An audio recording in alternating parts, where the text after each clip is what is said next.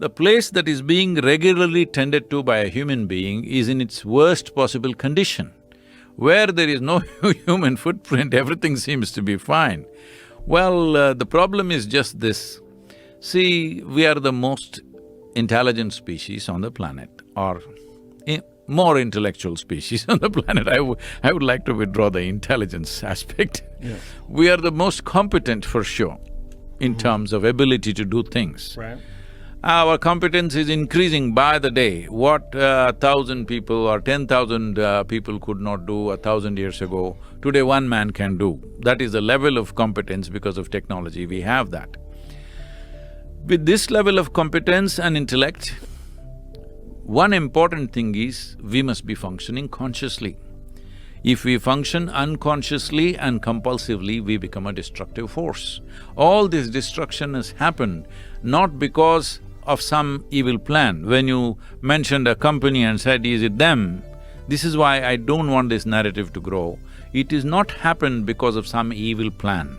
This has happened in search of human well-being. In search of human well-being. Human beings trying to be happy, human beings trying to live well. That is why they turned the planet upside down. If I have 1 meal a day, which is my normal, I think I'm doing fine. If somebody else has 1 meal a day, he thinks he's very poor, he wants 2. The guy is having 2, thinks he is poor because somebody else is having 3. Somebody is dreaming of $1 million, he thinks that is the ultimate goal in his life.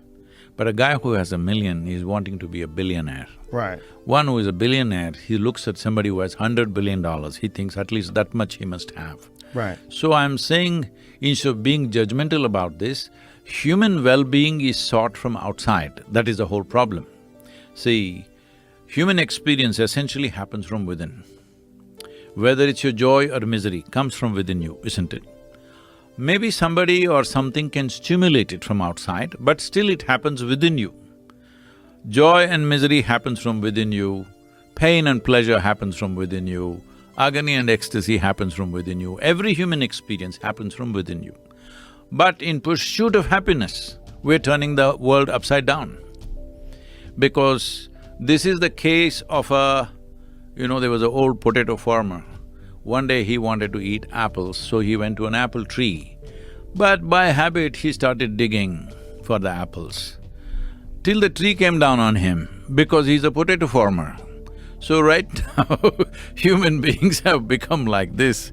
They have gotten used to this, that they think by getting this, by getting that, by having one more thing and one more thing, they're going to be happy. Yes. But human experience happens from within. If you take charge of your interiority, being peaceful and happy is a natural consequence of that. But for convenience and comfort, we do things outside. To create impact, we do things outside. So this experience of if human beings were naturally joyful by their own nature, they would only do what is needed, nothing more, nothing less. But right now, they're in pursuit of happiness. Where people are invested, that's what they know, isn't it? Yes. So that's all it is. They're invested. Largely, most people are invested in trying to be better than somebody else. Because right from their kindergarten school, their parents, their teachers, everybody told you must be number 1. That means you always enjoy other people's failures. When you enjoy other people's failures, I don't call this joy, I call this sickness. That is a sickness, and that's a sickness that a lot of people possess. The enjoying other people's failure sickness. Yep. Yeah. See, why is it that you enjoy $1 billion? I'm a billionaire, somebody enjoys it. Why? Because nobody else has it around you. Right. If let's say somebody who's aspiring for $1 billion, I'll give you $1 billion, but for everybody else in the town, I'll give them $10 billion. Will you be happy? You will not be. You'll be very unhappy with your $1 billion because your whole problem is you want to be on top of everybody. Yes, yeah. Why do people have that? What do you think? Do you think that's… what is that left over from? See, this is because, as I said, your whole life is limited to your sense perception. Sense organs can only perceive in comparison. See, right now, you are 6 feet tall. You're not, I'm just telling you. For some time, let's assume you're 6 feet tall. Now, you stand like a tall man, you walk like a tall man, you feel like a tall man, you think like a tall man. You went to another society where everybody's 8 feet tall. Suddenly, you walk like a short man, think like a short man, feel like a short man.